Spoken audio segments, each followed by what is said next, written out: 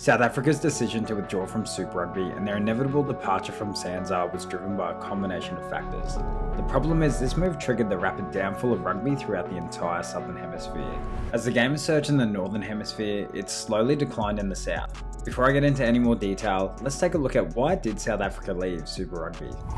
After decades of Super Rugby, competing against club teams from Australia and New Zealand, then Argentina and Japan, there was a lot of different reasons that contributed to their decision.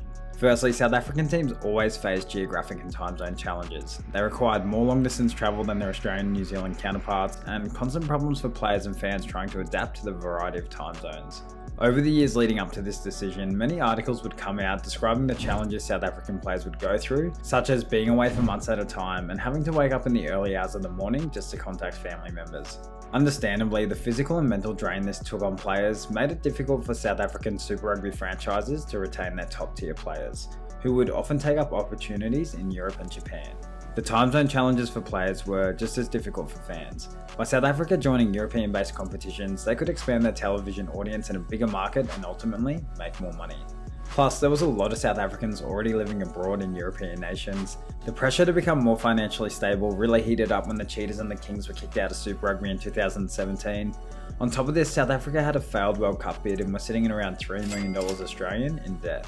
There was also a massive decline in profit for South African rugby year on year, and this had to be linked to the underwhelming results in Super Rugby.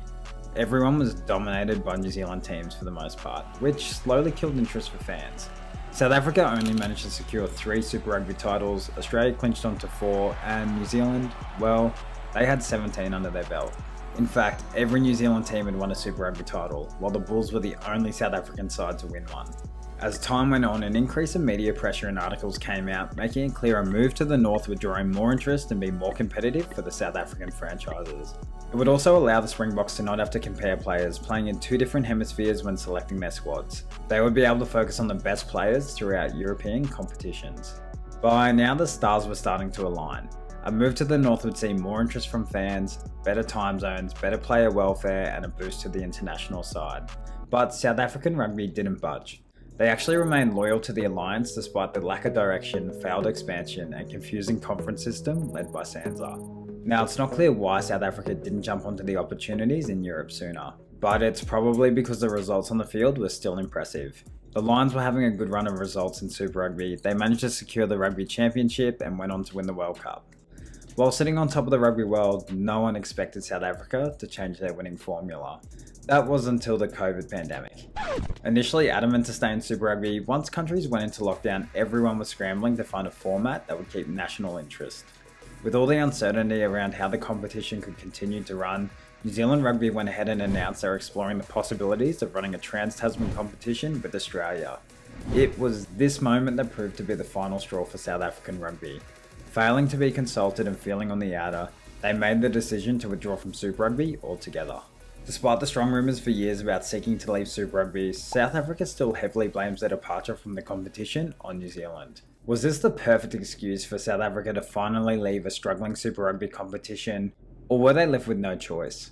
Either way, the impact it's had on the rest of the alliance can't be underestimated. Super Rugby hasn't been able to rebuild any interest in the new competition format, where the United Rugby Championship has boomed, with the South African sides being a key part of this success.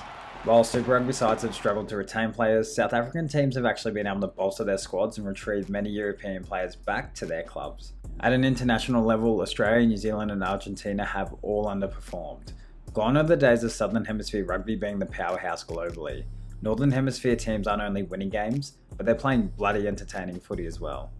And South Africa's defection is just a huge reason for the international playing field evening out. The All Blacks and Wallabies have lower quality competition to prepare their players for the demands of international rugby, and there's nowhere near as much travel or time zone demands needed, which are kind of essential skills for international players.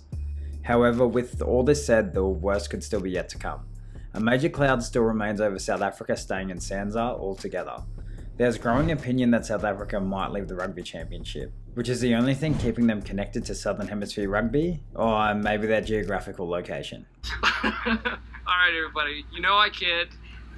With only 2 more years left on their current contract, it's looking more and more likely they'll be wanting to compete in a modified Six Nations. A move which you would think the powers of European rugby would embrace. Think about it, in 8 Rugby World Cups, England are the only Northern Hemisphere team to win one. Adding the Springboks in as a regular fixture could only improve World Cup preparation.